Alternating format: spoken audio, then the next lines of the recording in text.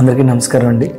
నేను మీ doctor Vijay, interventional cardiologist, Gems hospitals. మనలో చాలామంది నేను డైలీ వాకింగ్కి వెళ్తున్నాను, ఎక్సర్సైజ్ చేస్తున్నాను, నేను తిండి విషయంలో కొంచెం అటు ఇటుగా ఉన్నా పర్వాలేదు అని అనుకుంటారు.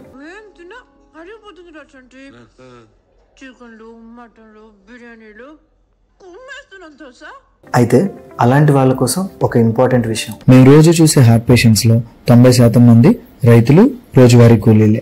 అంటే పొద్దున్న నుంచి సాయంత్రం వరకు ఏదో ఒక పని చేస్తూనే ఉంటారు. ఒకసారి ఆలోచించండి, వాళ్ళు రోజంతా చేసే పని కంటే ఎక్కువ ఎక్సర్సైజ్ మనం చేయలేం కదా.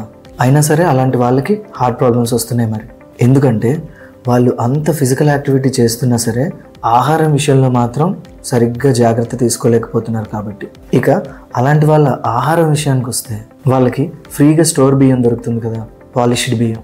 దాంతోనే వాళ్ళు 3 పూట్ల మేనేజ్ చేయడానికి ట్రై చేస్తారు. కాబట్టి మనం అందరికీ చెప్పినట్టు వాళ్ళకి వైట్ రైస్ తగ్గించాలి అని చెప్పినా సరే చాలా కష్టం.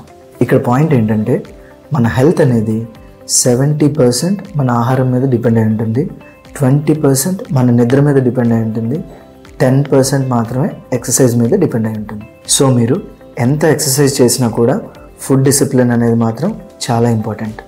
No fat, no oil, no masala, ఇవేమీ లేకుండా ఏముంటే అది పట్ల. మీ హెల్దీ హార్ట్ కోసం మీ డాక్టర్ విజయ్.